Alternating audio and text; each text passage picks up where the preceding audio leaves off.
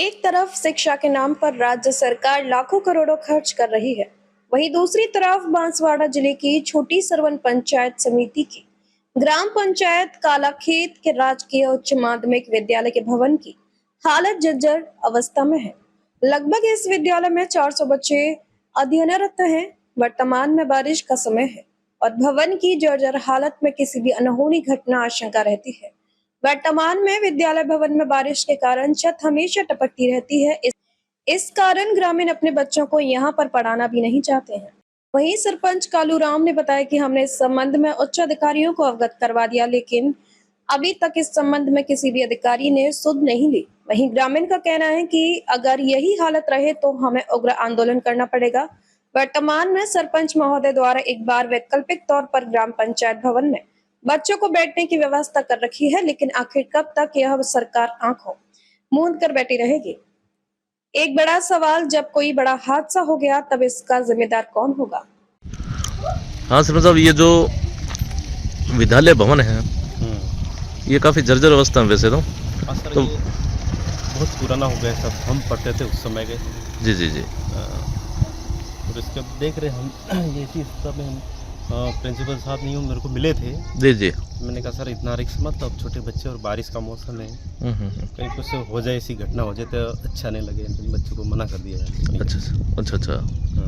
तो अभी यहाँ लगभग ये कौन सी क्लास तक विद्यालय है सर? अब तो जैसे 2020 में हमारी जो नवगठित जो ग्राम पंचायत हुई है, जी जी, उस समय उससे पहले हमारी जो स्कूल चलती थी वो 8 क्लास तक थी। जी जी जी। तो जैसे कालाखेत तो ग्राम पंचायत नई ग्राम पंचायत बनी तो उस समय से फिर ये डायरेक्ट कर्मौत हो गई, सीनियर सेकेंडरी हो गई। जी जी जी। तो उसके हिसाब से बच्चे भी इतने, अभी बच्चे कितने 400 के अनुमानित है। इतने रोल होगा, उसके बाद अब सीनियर सेकेंडरी स्कूल होगी। जी जी। तो अभी ये बिल्कुल जर्जर अवस्था में है, बारिश के समय और बड़ा कोई हादसा हो सकता है, इसीलिए सर हमने मना कर रखा है। जी जी। गुरुजी को भी बोला मैंने, सर मत इनको मत पिटाना, जी जी। सही थोड़ी जगह इसी का पिटाना। अभी ये थोड़ा ये हम पढ़ते उस समय का बहुत पुराना भवन है। अच्छा।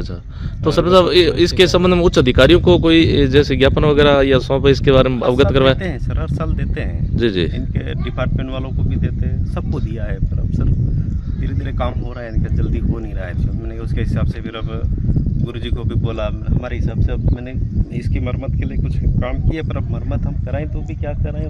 बिल्कुल, ये तो भवन गिरने की स्थिति में, मतलब एक कोई बड़ा हादसा हो सकता है। इसलिए और अगर बड़ा हादसा होता तो इसकी जिम्मेदारी कौन ले, ये भी एक सवाल उठता है। सवाल तो उठता है। अब ये देखो जाए तो अब गवर्नमेंट नहीं थी, प्रशासन के ऊपर ही आएगी। बिल्कुल। तो उसके प्रशासन के हम जनप्रतिनिधि थे, इसलिए मैंने इनको मना कर रखा। जी जी जी। यहाँ के लोग तो मेरे को, तो यहाँ संबंधित जैसे एसडीएम है, तहसीलदार है, उनको तो इनको बीओ को इनके डिपार्टमेंट से भी इनको अवगत कराते हैं। जी जी। और हम भी कहते हैं कि हमारे गांव में स्कूलें जर्जर अवस्था में है और बारिश के टाइम में काम में नहीं आती है। जी जी जी।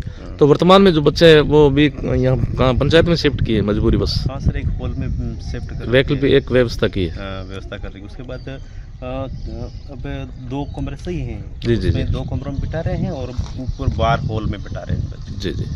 तो प्रशासन को इसके संबंध में संज्ञान लेना चाहिए, उच्च अधिकारी है लेना चाहिए सर। अब हम देते रहे तो मैंने कहा देते थे, अब अपन दे रहे, उसके बाद हो रहा कि नहीं हो रहा, अब देते गए हैं। जी जी। ठीक है सर, ओके।